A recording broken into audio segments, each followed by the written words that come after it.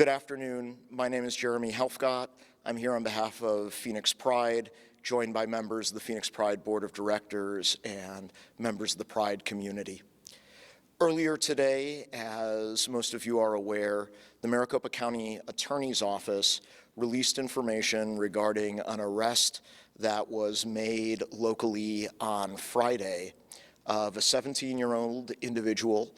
I am not going to state his name, simply not to give him that level of recognition, but he had been for nearly a year expressing intent to launch an attack on the Phoenix Pride Festival and Parade weekend, targeting the Phoenix Pride community. And as is evidenced in the indictment filed by the Maricopa County Attorney's Office, he had acquired necessary materials to create a device and was in the process of, and it's not clear, may have even completed said device.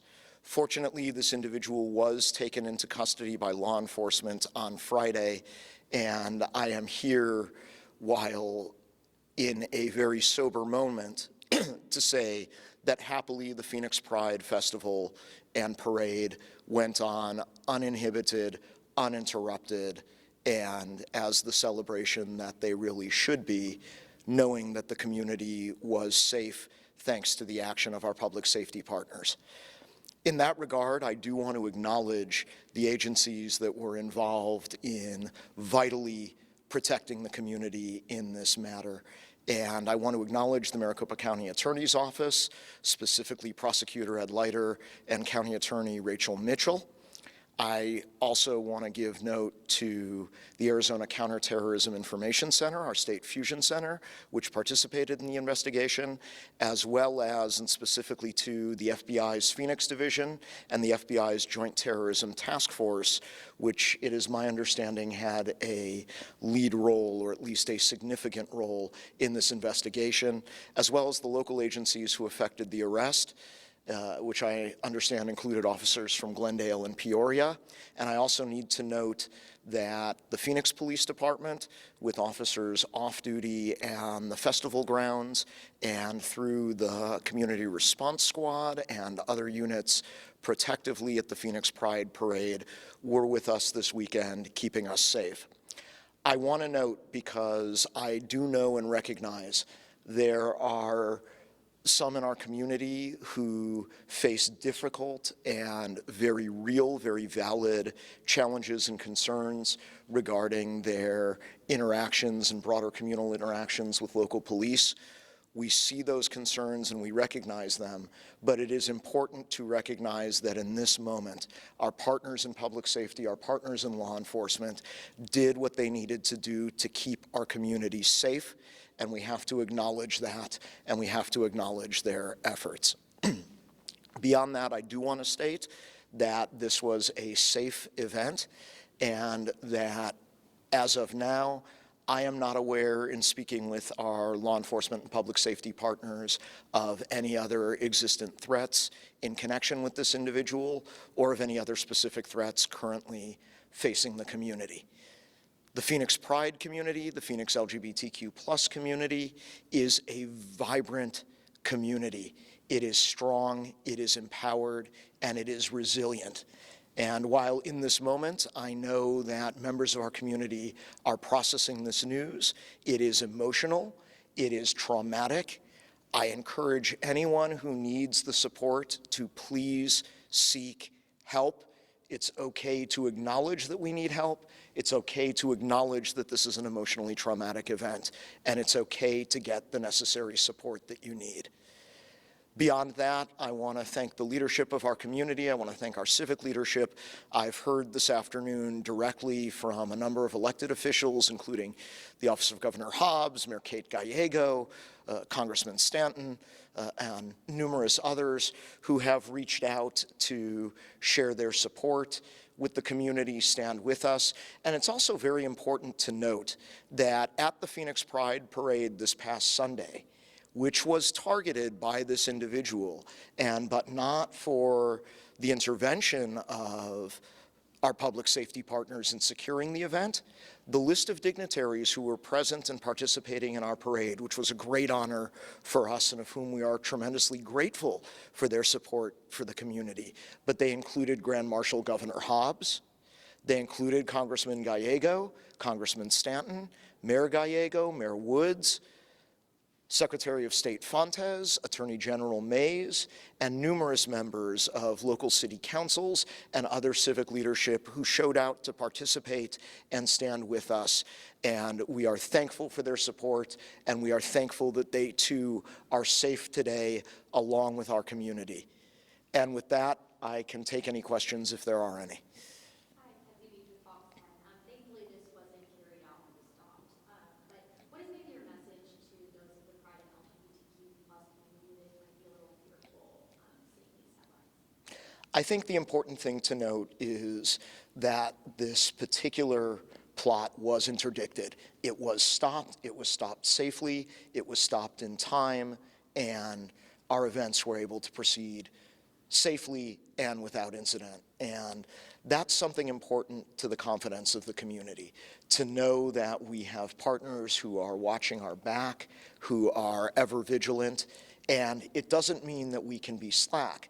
As members of the community, all members of the community, we need to continue to be vigilant. We need to continue to speak up when we see things that aren't right or are questionable, and we need to be unafraid to stand united, stand together, but continue to stand. As I said, we are an empowered community here in Phoenix. The LGBTQ plus community is an empowered community, and we're going to continue to move forward as we both celebrate and continue to live with our successes as a community and with rights and other matters that have been hard fought over decades, and knowing that we have to continue to fight for the rights that don't yet exist, to protect all of the most vulnerable among our community, and to continue to ward off the kinds of threats that we saw this weekend, born out of hatred, born out of ignorance, born out of spite.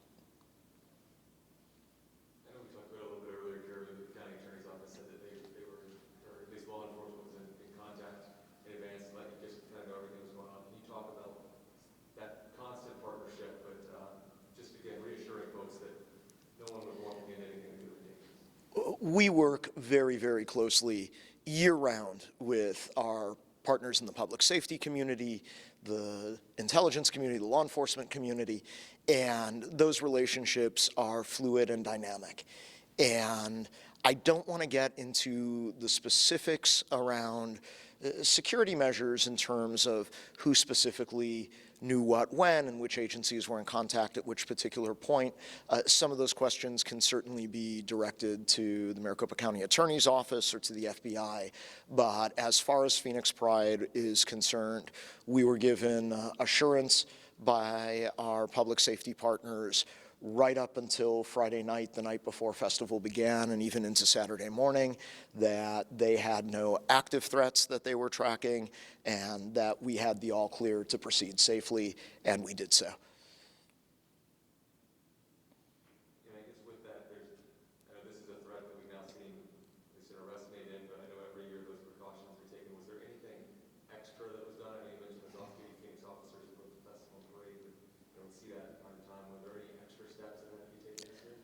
Again, I can't get into the specifics of actual security planning. It would obviously mitigate some of that planning if we were to share it, but I can tell you that we take steps at every event year after year, whether it's the Pride Festival and Parade, the Rainbows Festival, our Miss and Mr. and Mix Phoenix Pride pageant series, and so forth.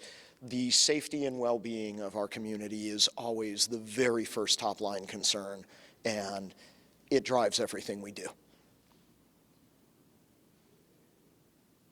I did just want to ask, I mean, this teenager was arrested the day before everything was supposed to start. It was very close. Considering the indictment of how he received allegedly these materials carrying out part of the attack, he was arrested the day before.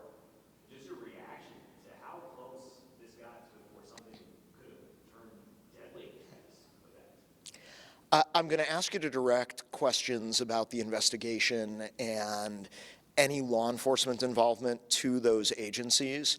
But obviously, we're grateful that clearly there was an investigation ongoing, that this individual had been known to law enforcement and to prosecutors, and they were well on the job and taking care of business. Beyond that, again, anything in terms of the investigative timeline, the prosecutorial timeline, I'll refer you to MCAO or to FBI or other law enforcement. I think you hit on it a little bit earlier, but this isn't just an event for the Phoenix Pride community, this is the community at large, is it not? Absolutely. One of the things about the Phoenix Pride Festival and Parade and all of Phoenix Pride's events is they are open and welcoming safe spaces. We bring in our allies, and we know we had a lot of allies with us this weekend, both attending the festival and attending the parade. And we are open to the community as a whole. Anyone who wants to come and engage positively with Phoenix Pride at our events is welcome to do so. And we encourage people to come in. There are a lot of people who might not be familiar with the LGBTQ plus community, with the culture that surrounds it, with the history. And that's really what part of these events is for, is to continue to bring new people into the fold, introduce people to what the community and the organization are about, and to hopefully continue to grow both the LGBTQ plus community and the allied community around it. And that really is one of the driving reasons for creating these safe spaces. It's an opportunity to bring people together, to celebrate that togetherness, and to hopefully do so not under any kind of threat. And thankfully, we know, because this arrest was carried out and this plot was interdicted before the festival began, we were able to carry it out without any threat. Just one more question. Unfortunately, we know these threats happen. We know that this is nothing new. Still a terrifying situation. You touched this already. Can you just tell us about the importance that even though these threats happen, and how important it is to still carry on these events and not let it deter, Pride Fest from carrying out these events of inclusivity, for the community? Just the importance of still moving forward, even when you're threatened with things like this.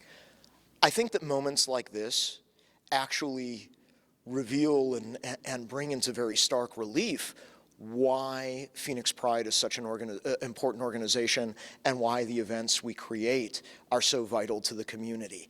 That act of being seen, of being accepted, maybe not by the entirety of the broader community yet, but by more and more of the community as a whole as time goes on, is how we break down the barriers, how we break down those walls of hatred that exist. And I think, honestly, there is a tremendous power in being together as community, in coming together face to face, in being present with people. And that's how we change minds, that's how we bring people into the fold, that's how we grow acceptance.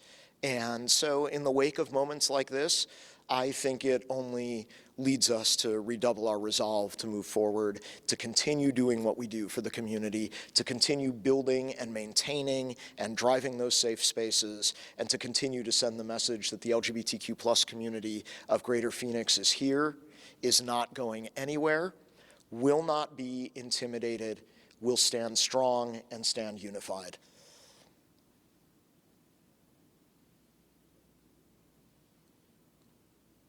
Anybody else?